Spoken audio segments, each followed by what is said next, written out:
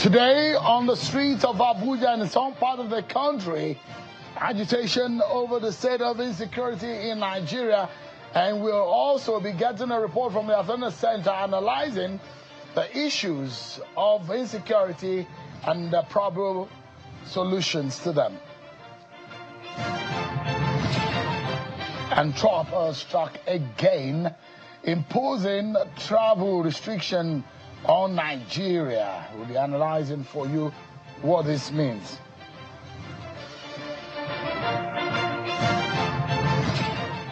Hello everyone, welcome to the program. This is Politics Today live on Channels Television. I am Sean Wakimale right here in Abuja. The breaking news that we have for you tonight on the program is that based on the intervention of the president, there is now a change in what has become a major saga between Aliko Dangote, the chairman of the Dangote Group, who's raised some fundamental issues against the NMDPRA boss, Farouk Ahmed.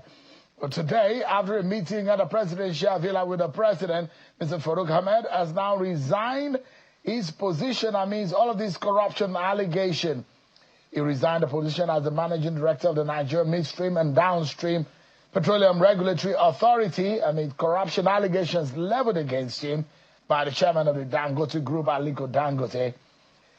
The statement from the presidency today suggests that there is an immediate nomination for a replacement of Mr. Ahmed Farouk.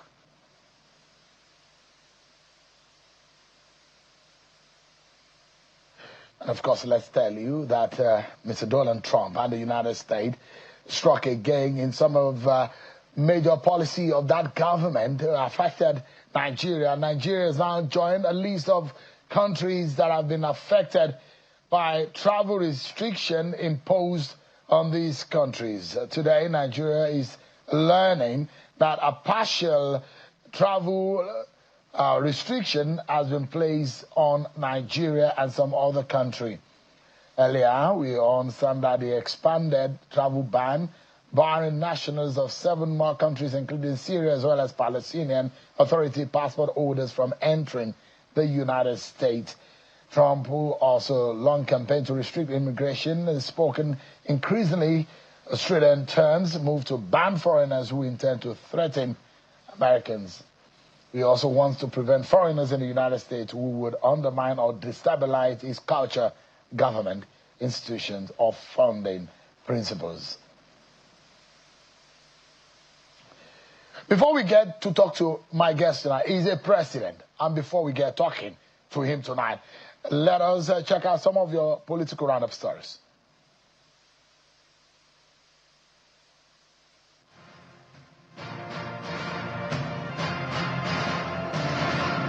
The Pan-Niger Delta Forum has decried what it calls the deliberate marginalization of the Niger Delta due to the continued neglect of the massive environmental degradation of the region as a result of oil drilling and spillage.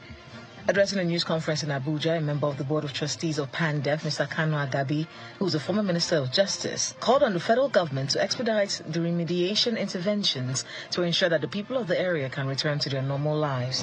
Governor Ahmad Aliyu of Sokoto State has presented a total of 758,700,526,537 naira 89 kobo to the Sokoto State House of Assembly as a proposed 2026 Sokoto State budget. While making a presentation, Governor Aliyu proposed a 72% capital expenditure with a 28% recurrent expenditure, stressing that attention will be paid to the demands of the citizens that align with the administration's 9-point agenda. Senator Marshall Katung, representing Kaduna South Senatorial District from the PDP, has defected to the All Progressives Congress. Senator Katung formally announced his defection during plenary, presided over by Senate President Godswill Akpabio, who read the senator's letter conveying his decision to the chamber. In the letter read on the floor, Senator Katung attributed his exit from the PDP to what he described as deepening divisions, factionalizations, and unresolved leadership crisis within the party. The People's Democratic Party, PDP, in Edo State has again criticized the administration of Governor Monday Okpebolo over alleged misappropriation of funds from the federal allocation. The state chairman of the party, Anthony Aziegbemi, made the allegation during the PDP's end-of-year briefing at the party secretariat in Benin City, the Edo State capital. According to him, revenue accruing to Edo State has increased significantly compared to the previous administration, but he claims there is little to show for it in terms of projects and service delivery. Mr. Aziegbemi also alleged that the state government has continued to receive local government funds from the federal allocation despite the absence of elected council chairman in the state.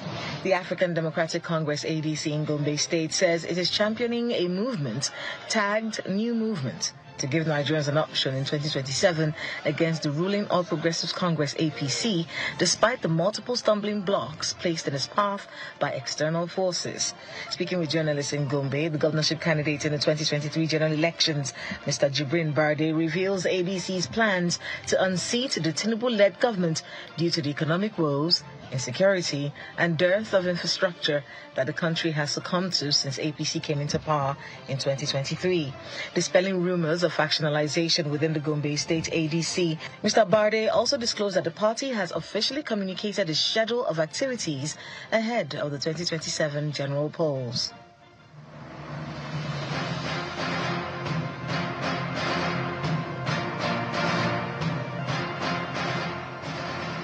Thank you so much, everyone, for staying with us. So on the street of Abuja today, we're seeing NLC-led protests on the issue of security. Protesters are on the street protesting that the government of the day should protect the lives and property of Nigerians. And they were in their numbers after they had a meeting at their headquarters in Abuja. We understand that there was a meeting held yesterday with the president, but today we saw the protesters taken to the streets in protest of what they describe as an unbearable situation of insecurity in Nigeria. Let me allow you to listen to the president of the Nigerian Labour Congress, Comrade Joe Ajaero. Mr. President agreed that the entire National Executive Council of the NLC will have a meeting with him, I think so, NAC of NLC by January, so that all those issues will be discussed. And you can see that these are discussions and action in progress. But whether that will now, people will now translate it to calling off protests, that's not the position of Congress. Calling for this protest is to call attention on the seriousness of both financial and physical insecurity. And you can see from him even agreeing to talk with us yesterday, he's getting momentum. And as we progress, the awareness and consciousness will be created. So I don't see why, people will try to demarcate themselves, not the NLC. The success of any protest is about the number of policemen, DSS, that are either sent to secure us or to stop us. Either way, that's the success. And we envisage all these things. So if they stop us, that shows that our action, it has effect. Let's get some insight on the situation of things in the country as we find ourselves, and perhaps as the year is gradually winding down, what exactly are the hopes of the average person? Well, one organization that seeks to be a conscience of the society based on the jobs and the roles and the duty of those who are members of that association is the Nigerian Bar Association. And the president of the NBA tonight, Sir Alpha Moshigwe, Senior Advocate of Nigeria, is live for us on the program tonight. Thank you so much, Mr. President, for joining us tonight. Thank you for having me. Interesting. You saw, you're in Abuja today, and you see that the NSC president led the protest on insecurity. And that those who will say maybe it was not necessary. The government is doing something already. I think the protest is a way of saying you need to do more. It's becoming there. There's need for all hands to be on deck for us to tackle this hydra-headed monster, be it kidnapping, terrorism, killing people in their homes or driving them out, preventing them from going to their farms. The different forms of insecurity we face in different parts of Nigeria is getting to such a point that nobody can pretend not to be affected by it. We're all affected by it, whether you come from any of the communities where it's taking place or you have to drive through, or you depend on agro products that come from these areas. In one way or the other, we are all casualties. So that's the way of saying the government should do more, step up its operations to tackle the rising tide of insecurity in the country. But if you look at it, there are those who will say, maybe on one hand, the pressure from forces who do not like the face of this government is causing the kind of pressure. And there are those who are also being leaned to say there are political influence on the insecurity that we see in Nigeria today. Do you hold the opinion that there are fifth columnists within the society, within the system, that are infiltrating our system, that are also causing more trouble, that are engaging in acts that is making the situation worse? That's a possibility. Now, when they talked about the general who was killed by ISWAP in Borno State, and they said that the terrorists intercepted his location, it makes you wonder if there was no insider who was able to intercept that. And then when you talk about the allegation that the soldiers were withdrawn from the school in Niger State and the school in Kebbi before the students were abducted, you wonder whether, if that is true, that is, if it's not acts of fifth columnists. Well, my take is, whatever it is, whether they are politically motivated or not, whether they are born out of people's desire to unleash mayhem on the society, to disrupt the system and make life unbearable from people, or to make money from it, we should tackle it in whatever form. And if there are persons who are deliberately orchestrating this for a political objective, they should be detected, arrested, and brought to trial. But why do you think it's difficult to name the names? We've been hearing terror financiers, but we don't know them. So is there an encumbrance? So sometimes I take that with a pinch of salt. If we have them, we prosecute them. And you may wonder why I also take them with a pinch of salt. There's one name that has kept on occurring on that list. And I knew that my office and I personally was involved in the trial of that person, and he was acquitted, and yet his name keeps appearing. So it makes me also wonder whether there may not also be some innocent persons whose names keep appearing there. But bottom line is, if there are persons who are identified as financiers of these terrorist activities, if they are known, and we have credible evidence linking them to that, then they should be made to stand trial, so that if the government has enough evidence to prove their guilt, they'll be able to establish that, and then they defend themselves, and the court will decide. But just keep dropping names, finances of terror, warning them without more being seen to be done, it makes you wonder whether it's not just about throwing up people's names without more being done. If we know them, let's prosecute them. Does it look like this government lacks or is losing the focus or losing the capacity to be able to fight this on? Because all of a sudden we just see the spike. So I don't think, I wouldn't say that, but I would also note that the violence, the terrorism is opening up on so many fronts. And I don't have much intelligence background or military background or law enforcement background, but I know that a fight is much more difficult when you have to fight on several fronts. And then you may have to spread your resources thin. And they require a lot of that, both manpower and financial resources and intelligence resources to be able to do that.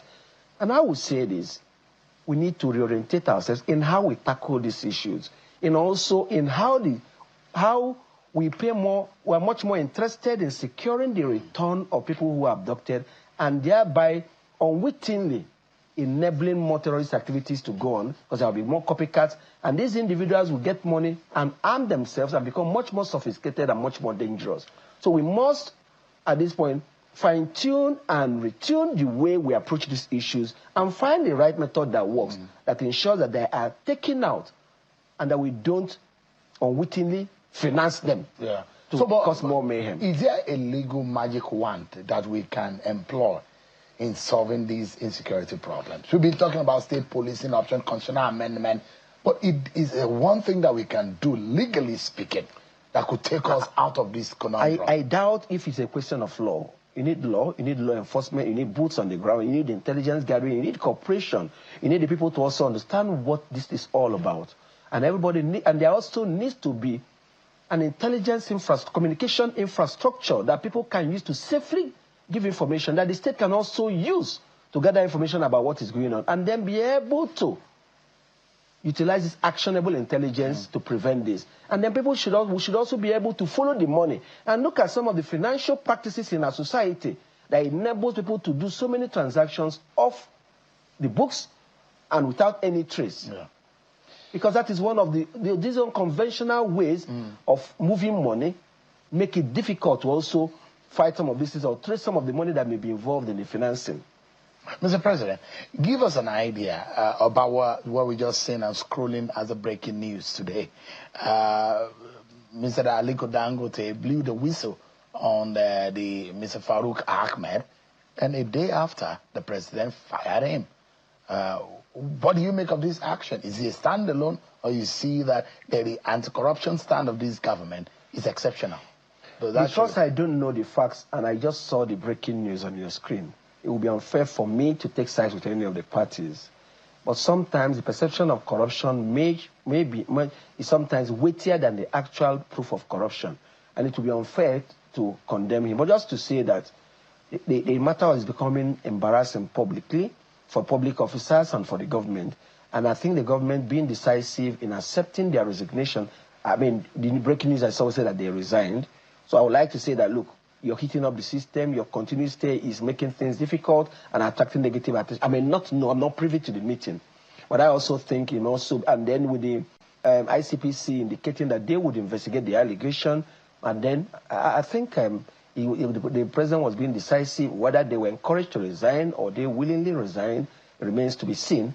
But let it also not be that these allegations were used to get rid of a person and then nothing more happens. Let there be proper investigation, and so that the man either clears his name or it is proved that he was actually corrupt or guilty of the allegation against him. So the resignation should not be allowed. Targeted to just get them out of office, get the NMDPRA person out of office and maybe achieve some untoward economic advantage.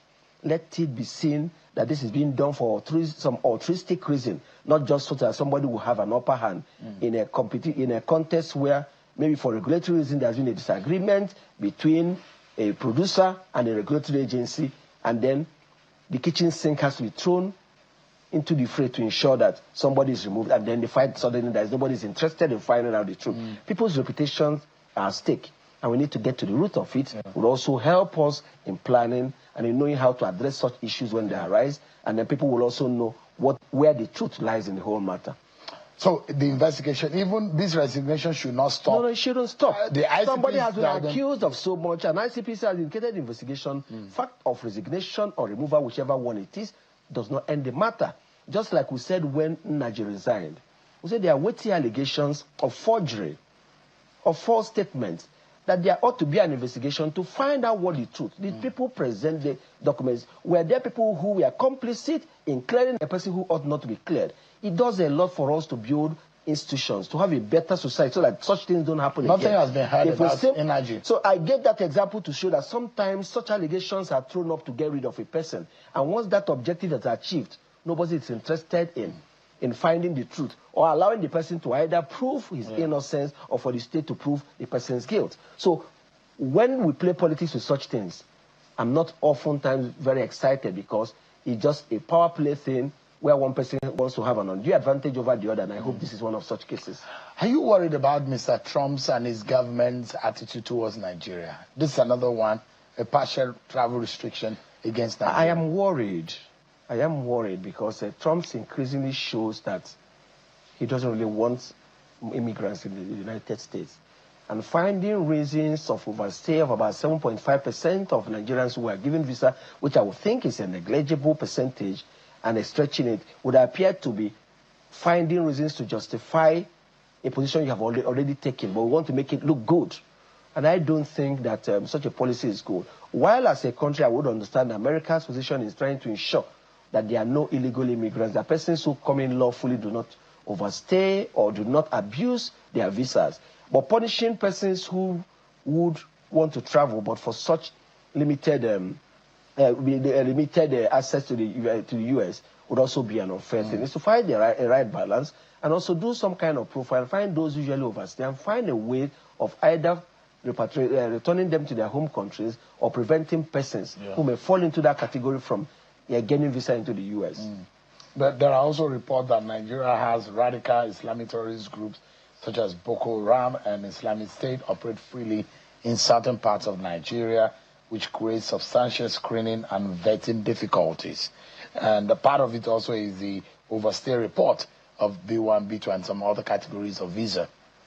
ISWAP, Boko Haram have been known to be operating since about 15 years now or more, and that shouldn't be an excuse. If there are vetting processes, Nigeria has done the biometric passport, has done everything to be in line, also do all the advanced travel information required by ICAO and other organizations and IATA.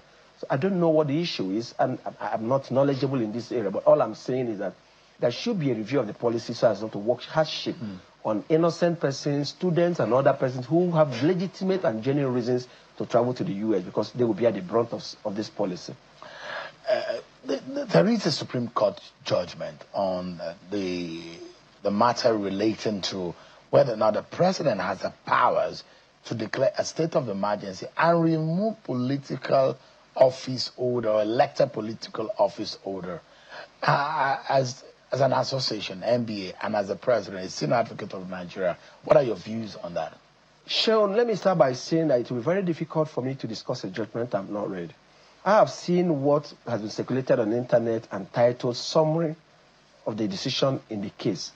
But I am not able to rely on it because it was neither signed nor certified by the court. And I eagerly await this judgment because it's going to tell us a number of things. If you recall, the NBA issued a statement when the state of emergency was declared that the ground reasons did not meet it, they were subjective, and that the grounds as stipulated in the Constitution were not met. And then even if they were met, that the National Assembly could not by voice votes ratify the same. And went on to say that by Section 10(4) of the Constitution, even when we declare state of emergency, the national and the state cannot make laws. That the National Assembly can make laws for the state that you don't need to dismantle the democratic structures. Because Section 10(4) in it provides to say that provided that the exercise of that power will not authorize the National Assembly to remove the governor and elected officials of the state. So I would like to read the raw judgment of the Supreme Court and see their reasoning, and then as a bar, we will review it to see whether it aligns with understanding of what the executive powers of the president should amount to in a time of state of emergency, because it's very important, because the Supreme Court has said that a governor cannot remove local government elected officials. So we want to know whether, as being speculated, the court says, yes, they can be removed if in a state of emergency. We want to see the reasoning behind them, so that we also declare our position as to whether we agree or not. I mean, we're able to, like Al Gore say that the Supreme Court has ruled, even though it will be an obiter, because having dismissed the case in any case, the Supreme Court ought not to have gone further into the merit of the case, because it had become academic. What we want to see, what those obiter by the Supreme Court is, their thinking, their reasoning, so that we also will be guided in the future as to what we think it is. But like I was trying to say, even though the Supreme Court have decided, if we, in our understanding, think that the aspects of that decision that leave room for worry, we should be able to say we disagree with the court on this, but we respect the court's decision. So, but I haven't read it, so I can't speak on it. Yeah, but the ratio also will go down, because it will have vitiated earlier judgment of that have likeness to other similar issues. So like I said, Sharon, I can't talk about it, what it will vitiate or not vitiate, because I don't know what the court said. And there are conflicting media reports as to what the court decided. And like I said, what was circulated as summary of the judgment was not signed, so it has no cloak of legitimacy. And I can't rely on it to make any comment. And indeed, summary of a judgment should not be enough for me to make comment on what the court decided.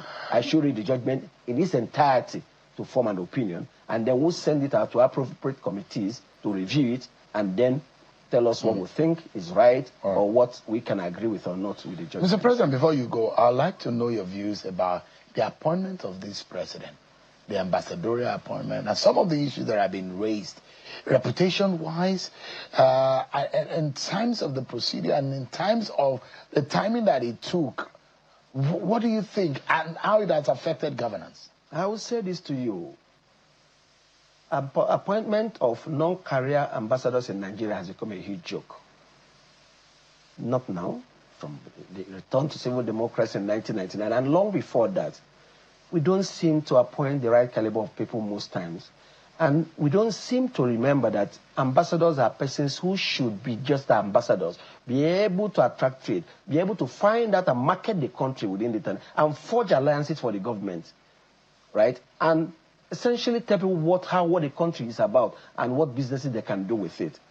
And the what do you call it, the hearing process in the Senate left much to be desired. When most of them were asked to take a bow and go, and when we don't know much about it, and those we know, and we thought there should have been some questioning about their views, their stance on so many issues, national unity and all that, did not get asked those questions. And at some point became an altercation between some senators.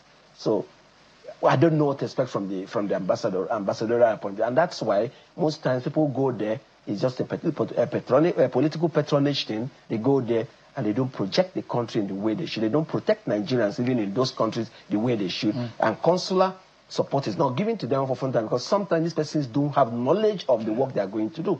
So I can't comment on that. I don't know what gave rise to their nomination, but all I say is that such appointments should, if the people don't know it, then they should know that they are ambassadors, they represent the country, and they owe a lot of duty to Nigeria and its people, and Nigerians living in those countries, and that they can drive business and trade and so many good things in the world of our country. It's not for them to be placed on some allowances and they get their own reward for support to government. Mazi Afam Oshigwe, Senior Advocate of Nigeria, President of the Nigerian Bar Association. Many thanks indeed, Mr. President, for joining us tonight. Thank you, Sean, for inviting me. I do have a Merry Christmas if we never get to speak again. You too, sir. Thank you so much indeed. Yeah. We're going to break, everyone, but when we come back, we put our fingers on what are the challenges in our security architecture in this country and the way forward for our country. Their report has the possible solutions and the way to go. We'll find out after this break, everyone.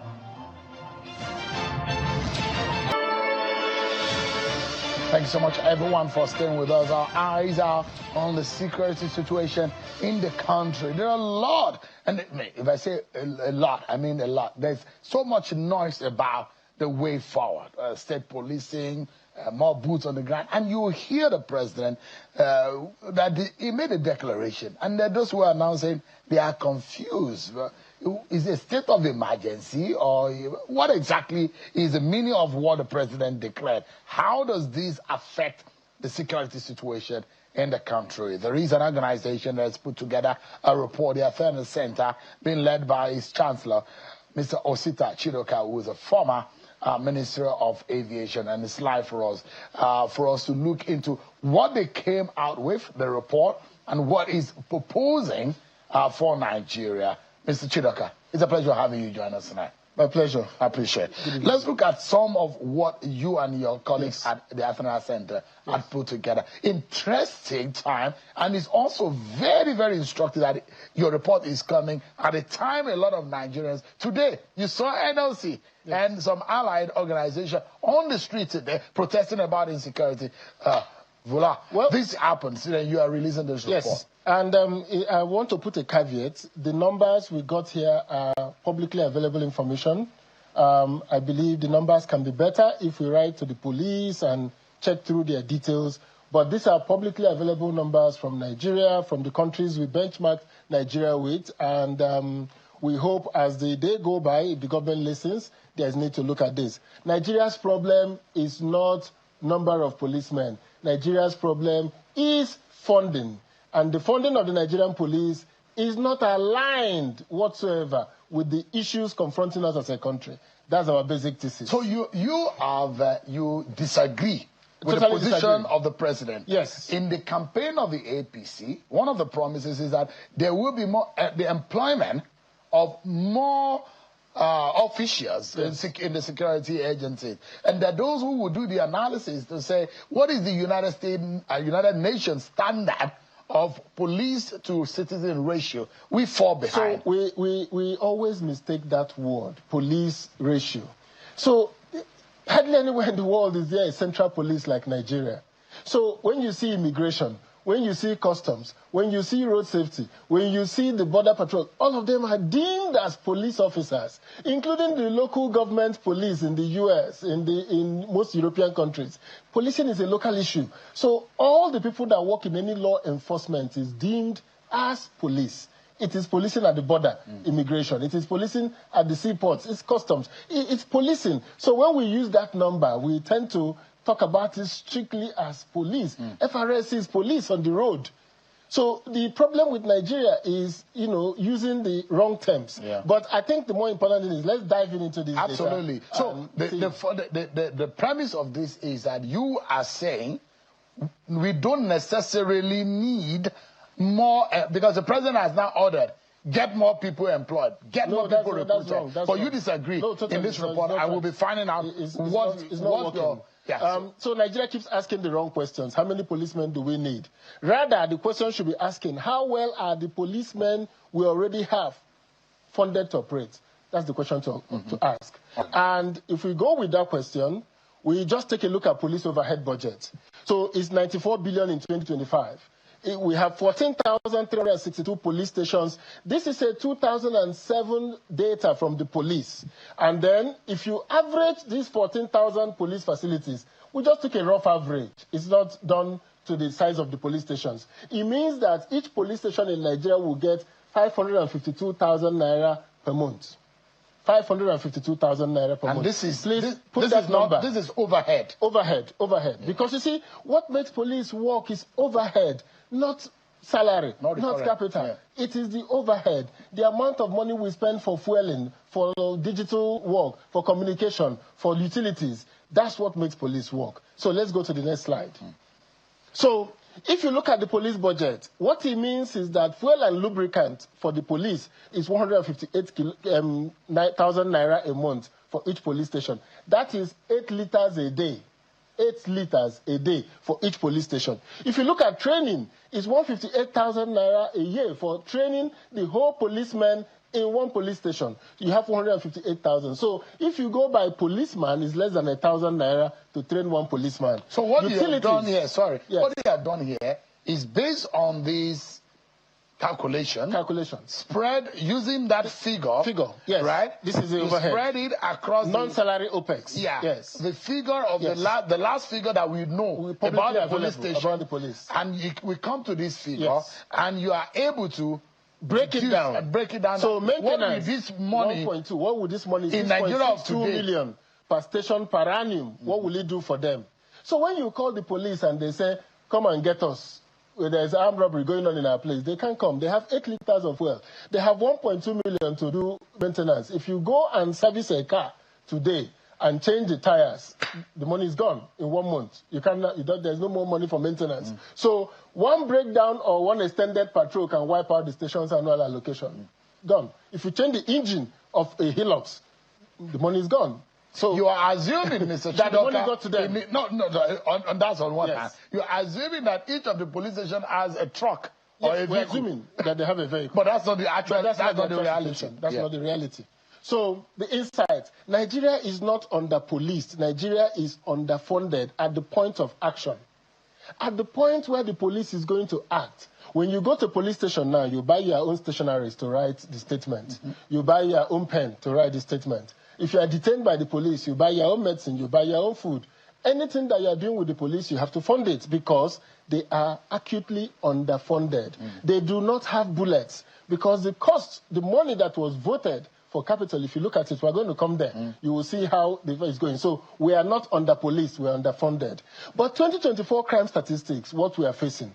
We are facing violent crimes in Nigeria. Kidnapping, 3,500 to 4,000 cases nationwide. And the hotspots, Kaduna, FCT, Delta, Rivers, Ogun. Conflict deaths, 8,000 to 10,000 fatalities. Sources, banditry, insurgency, communal violence. And where are the touch points? Plateau, Benue, Ebonyi, Taraba, communal violence. Banditry attack concentrated in Kaduna, Zamfara, Katsina, and Niger states. So this pattern, there's a pattern. Is rural, is forest-based, is mobile, and is highly lethal crimes. All our crimes are not happening in the urban centers. They're happening in the rural, forest-based areas. Could it also be that these, if you look at most of the attacks and the violent criminal situation happen in mostly on this banditry, and the proximity of these areas to the forest where these attackers go, because you look at it. Let's keep moving because we have quite some information to keep. So what the crime tells us is the nature of our crime. The threats require specialized capabilities, not mass recruitment. We need to have mobility to go into the forest. We need to have night vision goggles. We need to have helicopters going in there. We need intelligence. We need night operation. We need terrain advantage. And we need special units, not mass recruitment, not people that will be trained in NYSC camps. So the police capital budget 2025, look at what we said happened in 24.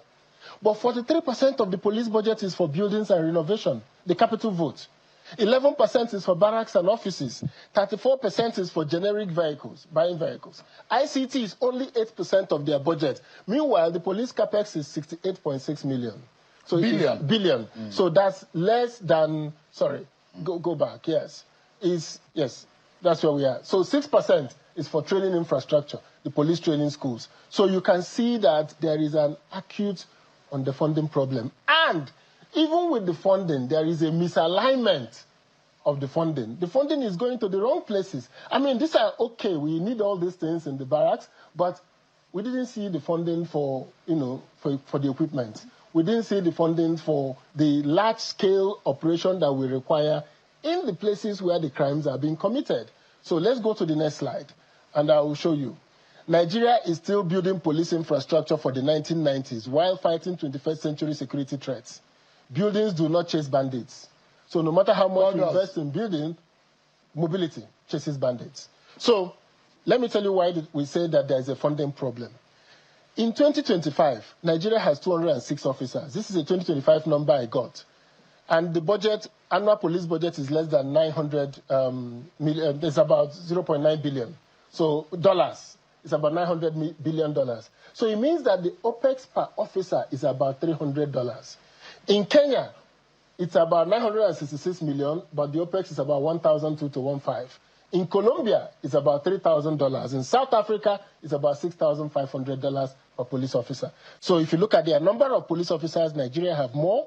And then if you look at the budget, South Africa is budgeting $7.2 billion for policing. Nigeria is budgeting 900 million. But you use the NPC, that's the Nigerian Police Force, the NPFRA, yes.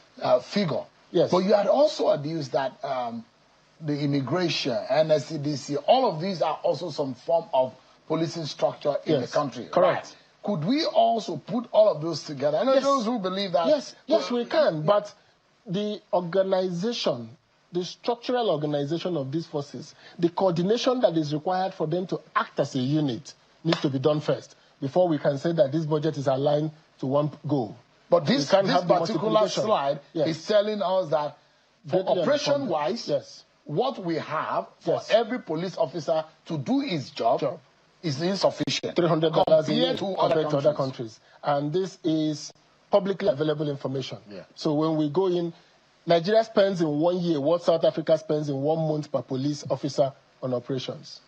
So we are greatly underspending on police. And people, when I say spending, it's not dashing them money. They need fuel to be able to go. They need vehicles. They need bullets. They need intelligent to wear the armor. Yeah. They need intelligence-led operations. So this is very under expenditure. So the full solution, and this is what the president is saying now, recruit more officers without fixing funding.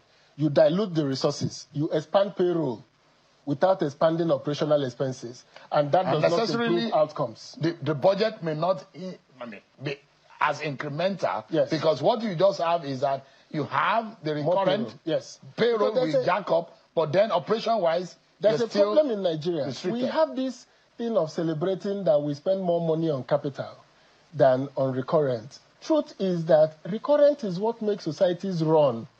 It is the minus payroll. The operational expenses is what determines that you have fuel in the car. Your officers can go for training. They can buy uniform. They can buy armor. They can buy bullets. This is part of the challenge. We keep celebrating, oh, we spent more on capital. We should stop acquiring. We should make what we have work. All right. We must make them to work. Give me a moment, please, because I know that you're a civil service person. Yes. You know how civil service operates. You've operated one of such organizations that could have served as a policing structure in Nigeria. And perhaps, for those who are listening tonight, you may disagree with Mr. Osita Chidoka, but does that take away the fact that we are underfunded, underfunding the police. Is the recruitment going to work? Let's listen. And for a moment, as a people, let's stop argument and let's listen and do the right thing. We'll go on a break, and when we come back, we'll listen to the solution from Athena Center, as led by Osita Chidoka. We'll be right back, everyone. Thanks so much, everyone, for staying with us on the home stretch now. We're trying to look at solutions and the fixes to the issues of the gap in funding of the Nigerian police force in the face of insecurity in the country. I've been speaking with the Chancellor of the Athena Center and the former Minister of Aviation, Mr. Osita Chidoka. Thanks so much indeed for the work you and your colleagues have done. So looking at the solution. Yes, let's go to the next slide. I think that we need to say no constitutional delay. Police remains federal. We're not talking about changing the constitution. But states co-fund the operations of the state, of the police. So, and this is facility-based funding. So let's take an example. Let's go forward. Let me give you an example. We will do CAPEX operate. Let's take this. No, okay. So we can take Kaduna or Enugu, any one of them. So Enugu State has 5.3 million population. 2025 budget is 971 billion. It has 173 police facilities, the 2007 baseline, and police officers 3,573. 2025 data we saw. And so we are proposing 16 billion naira spent by Enugu State government to upgrade police facilities and then also fund their operational expenses. This is a proposition. Year 2, it rises to about 20 billion because all the police stations are done in phases. The bulk of the police stations will be done in phase 2. But this is 1.7% of their budget. This is 2.1% of their budget. And in year 3, it comes down again to 1.4% of their budget. Now, the idea is that the OPEX per officer will now rise to about $1,940 with less than 3% of the budget of Enugu State spent in security. Because the security is for Enugu State people. It's not for the federal government. It's not for Abuja people. It's for people in Enugu. So once they do that, once we're able to do this, get the states to co-fund, and they will fund directly to their police stations. They will appropriate in their states. The money is not coming to the federal government. Because what the federal government is sending, that 553,000 that is supposed to come to a police station, quote and unquote, it doesn't quite come. But even at that, the states can do 1.something million on top of that, and we will get to the international benchmark. And that takes and that calculation also, we did it for Kaduna, for Enugu, and Oyo, just to show an example. And once we do that, next slide, affordability verdict. 2 to 6% of the budget of the state will be spent on this. And it's sustainable, steady state long-term commitment until we have state police in Nigeria, whenever we change our constitution. It is cheaper than prolonged insecurity. Let us have a joint funding of the Nigerian police force. And then, like we said, change the operational ethos so that all the other policing entities, law enforcement entities, come into being. Now, the final one is that we looked at Colombia, how they solved their problem of terrorists and of the FARC rebels and guerrilla groups. They formed a specialized force called the Jungla in Colombia. And they fought real hard. They go into the forest, they disrupt operations. So go to the next slide. Next slide. So these are people this is a lesson for Nigeria. We do not need to recruit thousands of general duty officers. That's not what we need now. We don't need to have police-based but military trained, sustained by ring-fenced operational funding, and build a small, elite, well-funded force built around air mobility, intelligence, and technology. So we need to have a team focused on our forests. On our forests. So that's we already have something like that. We call it National Forest and Rural Guards. This is a team that will disrupt networks, secure our corridors, hostage rescue, and support operations. They will be funded by the federal government. We will spend the kind of money the Syed Maktal is spending in Israel, the kind of training that the SAS in the UK or the Navy SEALs in the US. So it will be purely by merit from existing officers, from Army, Police, DSS, bring them together, train them very well, tough training, 4-5 months of tough training. By the time you come out of it, you make it, you are ready to go.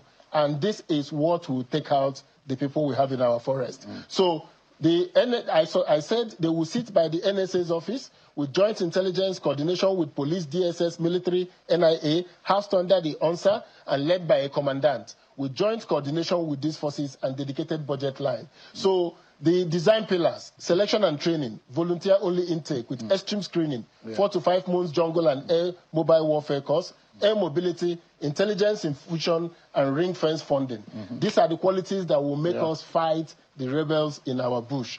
And why it beats more boots on the floor? Let's go back there.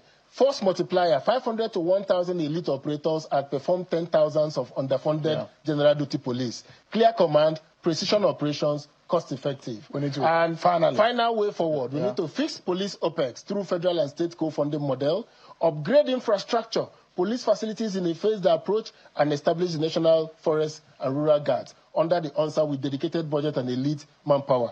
Security is not about numbers. It is about capability, mobility, command, and funding. Right. So once we do that, I think we'll be on this document is available in the public domain. Yes, we'll make it available. We'll and I think that this knowledge should also be extracted by the Nigerian government. Let's learn from it, and let's see what this report can give us as solution. But thank you so much, yourself and your colleagues at the Athena Center. Thank you very much. Chidoka, thank you so much indeed. Thank you very much for coming tonight. I appreciate it. Yes. Well, that's our offering for tonight. If this is a lesson for us, or either in the state, the local government level, or at the federal level, when you have a problem, you look for solution. And when this kind of solution comes, you take it and take a lesson from it. But thank you so much, everyone, for watching. I'm Shenwa Kimale. God bless Nigeria.